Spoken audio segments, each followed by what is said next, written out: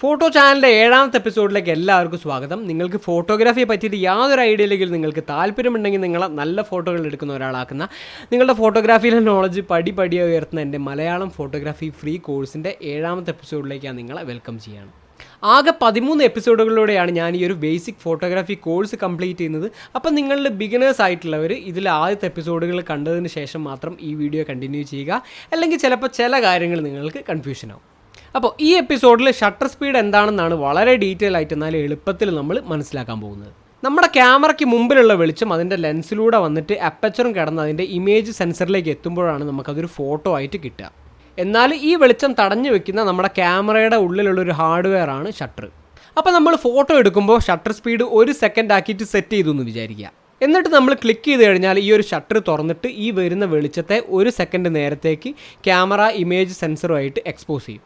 എന്നിട്ട് 1 സെക്കൻഡ് കഴിയുമ്പോൾ ഈ ഒരു ഷട്ടർ ക്ലോസ് ആവും, ഈ വെളിച്ചത്തിനെ കട്ട് ചെയ്യും. ഇങ്ങനെ ഈ ഒരു സമയത്തിൻ്റെ ഇടയ്ക്ക് നമ്മുടെ ഇമേജ് സെൻസർ കണ്ട കാര്യങ്ങളൊക്കെ നമുക്കൊരു ഫോട്ടോ ആയിട്ട് കിട്ടുകയും ചെയ്യും. അപ്പോൾ ചുരുക്കി പറഞ്ഞാൽ നമ്മുടെ ഇമേജ് സെൻസറിന് ഈ ഒരു ലൈറ്റുമായിട്ട് എക്സ്പോസ് ചെയ്യുന്ന സമയത്തിനാണ് നമ്മൾ ഷട്ടർ സ്പീഡ് എന്ന് പറയുന്നത്.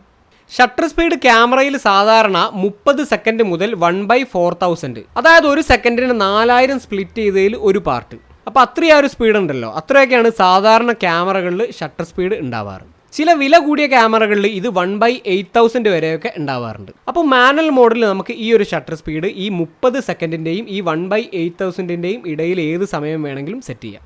കൂടുതൽ സമയം നമ്മൾ ഷട്ടർ ഓപ്പൺ ചെയ്ത് വെക്കുമ്പോൾ അത്ര നേരത്തേക്ക് ഇമേജ് സെൻസറിലേക്ക് ലൈറ്റ് എത്തിക്കൊണ്ടിരിക്കും. അപ്പോൾ വെളിച്ചം കുറവുള്ള സമയത്ത് നമുക്ക് ഷട്ടർ സ്പീഡ് കുറച്ചിട്ട് കൂടുതൽ സമയം ഷട്ടർ ഓപ്പൺ ചെയ്തിട്ട് കൂടുതൽ വെളിച്ചത്തെ ഇമേജ് സെൻസറിലേക്ക് എത്തിക്കാൻ പറ്റും. ഇങ്ങനെ നമുക്ക് സ്ലോ ഷട്ടർ സ്പീഡ് ഉപയോഗിച്ചുകൊണ്ട് ലോ ലൈറ്റിലും നല്ല ഫോട്ടോസ് എടുക്കാൻ പറ്റും.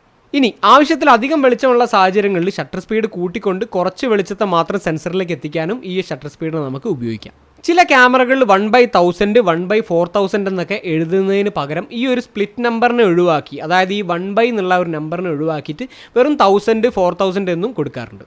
പക്ഷേ ചില ബ്രാൻഡുകൾ ഈ 1 എല്ലാ സ്പീഡുകൾക്കും ഒപ്പം ചേർക്കാറുണ്ട്. അതുകൊണ്ട് തന്നെ ഇതിൽ ഏത് കണ്ടു കഴിഞ്ഞാലും നിങ്ങൾ കൺഫ്യൂഷൻ ആവേണ്ട, രണ്ടും ഒന്ന് തന്നെയാണെന്ന് മനസ്സിലാക്കുക.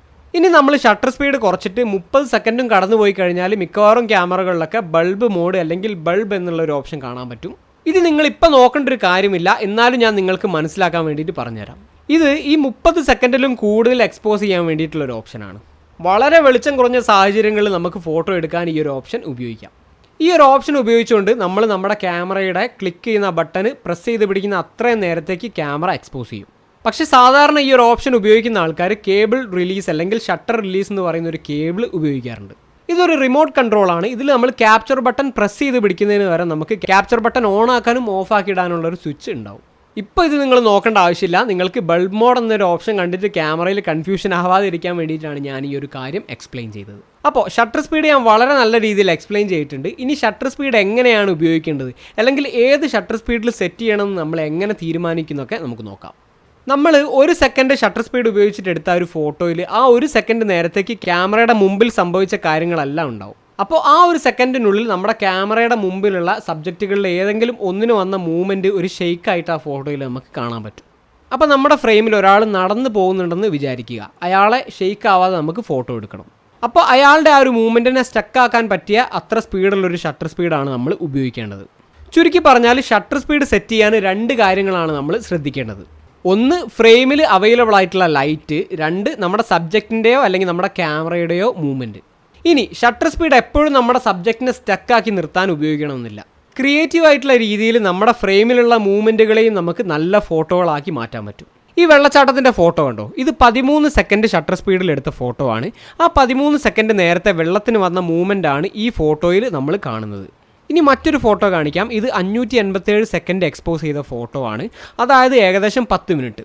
ഇത് ഞാൻ ഹിമാചലിൽ വെച്ചെടുത്തൊരു ഫോട്ടോ ആണ് കേട്ടോ.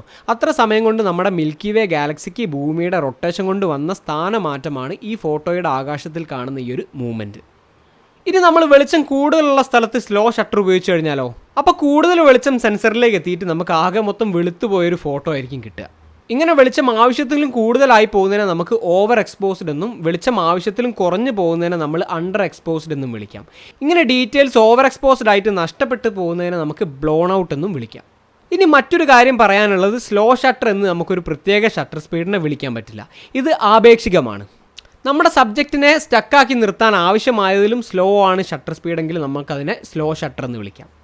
ഈ ഫോട്ടോ 1/4 ഷട്ടർ സ്പീഡിൽ എടുത്ത ഫോട്ടോ ആണ്. ഈ ഫോട്ടോയ്ക്ക് ഈ ഷട്ടർ സ്പീഡ് സ്ലോ ആണ്. എന്നാൽ ഈ ഫോട്ടോയും 1/4 എടുത്തതാണ്, പക്ഷേ ഈ ഫോട്ടോയ്ക്ക് ഈ ഷട്ടർ സ്പീഡ് ഫാസ്റ്റ് ആണ്. അപ്പോൾ ഷട്ടർ സ്പീഡ് സ്ലോ ആണോ ഫാസ്റ്റ് ആണോ എന്നൊക്കെ ഉള്ളത് നമ്മുടെ ഫോട്ടോയുടെയും ക്യാമറയുടെയും മൂവ്മെൻറ്റിനെ അപേക്ഷിച്ചിരിക്കും. ഇങ്ങനെ സ്ലോ ഷട്ടർ ഉപയോഗിച്ചിട്ട് നമ്മൾ കൂടുതൽ നേരം എക്സ്പോസ് ചെയ്യുന്ന ഫോട്ടോകളെ നമുക്ക് ലോങ് എക്സ്പോഷർ ഫോട്ടോ എന്നും വിളിക്കാം. ഈ ലോങ് എക്സ്പോഷർ ഫോട്ടോകൾ എടുക്കുമ്പോൾ അത്ര നേരം ക്യാമറ അനങ്ങാൻ പാടില്ല. അതുകൊണ്ട് നമ്മൾ 1/4 താഴെയുള്ള ഷട്ടർ സ്പീഡുള്ള ഫോട്ടോകളൊക്കെ എടുക്കുമ്പോൾ ഒരു ട്രൈപോഡ് ഉപയോഗിക്കൽ മസ്റ്റാണ്. എന്തിനു വേണ്ടിയായിരിക്കും ഇത്? തീർച്ചയായും ക്യാമറ അനങ്ങാതിരിക്കാൻ വേണ്ടിയിട്ട്. നമ്മൾ ക്യാമറ കയ്യിലെടുത്തിട്ട് ഫോട്ടോ എടുക്കാൻ നോക്കുമ്പോൾ എത്ര ശ്രമിച്ചാലും സ്ലോ ഷട്ടർ ഉപയോഗിക്കുമ്പോൾ ചെറിയൊരു അനക്കമൊക്കെ ക്യാമറയ്ക്ക് വരും. അപ്പോൾ ചുരുക്കി പറഞ്ഞാൽ ഹാൻഡ് ഹെൽഡ് ആയിട്ട് ലോങ് എക്സ്പോഷർ ഫോട്ടോ എടുക്കാൻ പറ്റില്ല. അപ്പോൾ നമുക്ക് എല്ലാം ഒന്ന് ഓടിച്ചിട്ട് നോക്കാം. ക്യാമറയിലെ ഇമേജ് സെൻസറിനെ ലൈറ്റുമായിട്ട് എക്സ്പോസ് ചെയ്യുന്ന ആ ഒരു ടൈമിനെയാണ് നമ്മൾ ഷട്ടർ സ്പീഡ് എന്ന് പറയുന്നത്. ഷട്ടർ സ്പീഡ് ഉപയോഗിച്ചുകൊണ്ട് നമുക്ക് കൂടുതൽ വെളിച്ചത്തെ ഇമേജ് സെൻസറിലേക്ക് എത്തിച്ചിട്ട് ലോ ലൈറ്റിലും നല്ല ഫോട്ടോസ് എടുക്കാൻ പറ്റും. മാത്രമല്ല വെളിച്ചം കൂടുതലാണെങ്കിൽ ഷട്ടർ സ്പീഡ് കൂട്ടിയിട്ട് ഈ വെളിച്ചത്തെ നമുക്ക് കുറയ്ക്കാനും പറ്റും. ഇങ്ങനെ ഷട്ടർ സ്പീഡ് സെറ്റ് ചെയ്യാൻ വേണ്ടിയിട്ട് നമ്മൾ ശ്രദ്ധിക്കേണ്ടത് 2 കാര്യങ്ങളാണ്. ഒന്ന്, ഫ്രെയിമിൽ അവൈലബിൾ ആയിട്ടുള്ള ലൈറ്റ്. രണ്ടാമത് നമ്മുടെ ക്യാമറയുടെയോ സബ്ജക്റ്റിൻ്റെയോ മൂവ്മെൻറ്റ്. അപ്പോൾ ഈ എപ്പിസോഡിൽ ഞാൻ ഒരു ഹോംവർക്ക് തരുന്നുണ്ട്. ടാസ്ക് എന്താണെന്ന് വെച്ചാൽ ക്യാമറ മാനുവൽ മോഡിൽ ഇട്ടിട്ട് ഡിഫറൻറ്റ് ഷട്ടർ സ്പീഡ് ഉപയോഗിച്ചുകൊണ്ട് നമ്മൾ എന്തെങ്കിലും ഒരു മൂവ്മെൻറ്റിനെ ഫോട്ടോ എടുക്കുക. ഇങ്ങനെ ഷട്ടർ സ്പീഡ് മാറ്റുമ്പോൾ ഫോട്ടോയിൽ എന്തൊക്കെ മാറ്റമാണ് വരുന്നത്, ലൈറ്റ് കൂടുന്നതും കുറയുന്നതും എങ്ങനെ, ഷട്ടർ സ്പീഡ് നമ്മുടെ ഫോട്ടോയിലെ മൂവിങ് ഒബ്ജക്റ്റുകളെ എങ്ങനെയാണ് ബാധിക്കുന്നത് എന്നൊക്കെ നമ്മൾ കണ്ട് മനസ്സിലാക്കുക. ഞാനിവിടെ പറഞ്ഞു തരുന്ന കാര്യങ്ങൾ ഒരു ബിഗിനർക്ക് 50% മാത്രമേ മനസ്സിലാവുള്ളൂ. ബാക്കി 50% ഇതുപോലെ നിങ്ങൾ ട്രൈ ചെയ്ത് നോക്കുമ്പോഴാണ് നിങ്ങൾക്ക് മനസ്സിലാവുക. അപ്പോൾ നമ്മുടെ 7ാമത്തെ എപ്പിസോഡ് വൈൻഡപ്പ് ചെയ്യാൻ ടൈമായി. അപ്പോൾ നിങ്ങൾ ഡിഫറൻറ്റ് ഷട്ടർ സ്പീഡ് ഉപയോഗിച്ചിട്ട് എടുത്ത ഫോട്ടോസ് എങ്ങനെയുണ്ട്, ഷട്ടർ സ്പീഡ് ഒരു ഫോട്ടോയെ എങ്ങനെയാണ് ബാധിക്കുന്നത് നിങ്ങൾക്ക് മനസ്സിലായോ എന്നൊക്കെ നമ്മുടെ കമൻറ്റ് ബോക്സിൽ എഴുതി കഴിഞ്ഞാൽ നിങ്ങളിൽ എത്ര പേര് ഇതൊക്കെ ട്രൈ ചെയ്യുന്നുണ്ടെന്ന് എനിക്കറിയായിരുന്നു. അതുപോലെ തന്നെ നിങ്ങളുടെ വിലപ്പെട്ട അഭിപ്രായങ്ങളും നിങ്ങളുടെ ഈ ഒരു ക്ലാസ്സിൻ്റെ എക്സ്പീരിയൻസും നമ്മുടെ കമൻറ്റിൽ ഷെയർ ചെയ്യാനും മറക്കരുത്. മാത്രമല്ല നിങ്ങൾക്ക് എന്തെങ്കിലും ചോദ്യങ്ങൾ ഉണ്ടെങ്കിൽ എൻ്റെ കമൻറ്റ് ബോക്സിലോ അല്ലെങ്കിൽ എൻ്റെ ഇൻസ്റ്റാഗ്രാമിൽ മെസ്സേജ് ചെയ്തോ ചോദിക്കാവുന്നതാണ്. യാതൊരു മടിയും വിചാരിക്കേണ്ട. ഈ ഒരു ചാനൽ നിങ്ങൾക്ക് ഇഷ്ടപ്പെട്ടിട്ടുണ്ടെങ്കിൽ സബ്സ്ക്രൈബ് ചെയ്യുന്ന കാര്യം പരിഗണിക്കുക. ബെല്ലൈക്കൺ ഇനേബിൾ ചെയ്തിട്ട് നോട്ടിഫിക്കേഷൻ ഓൺ ആക്കിയിടാനും മറക്കരുത്. ഇത് ഈ ചാനലിൽ കൂടുതൽ നല്ല വീഡിയോസ് ചെയ്യാൻ എന്നെയും മാത്രമല്ല നിങ്ങളുടെ ഒടിഞ്ഞിരിക്കുന്ന ഫോട്ടോഗ്രാഫറെ കൂടുതൽ അടിപൊളിയാക്കാൻ നിങ്ങളെയും സഹായിക്കും. അപ്പോൾ അടുത്ത എപ്പിസോഡിൽ നമുക്ക് വീണ്ടും കാണാം. അതുവരെ have a creative and wonderful day. Ashiq Aseem signing out.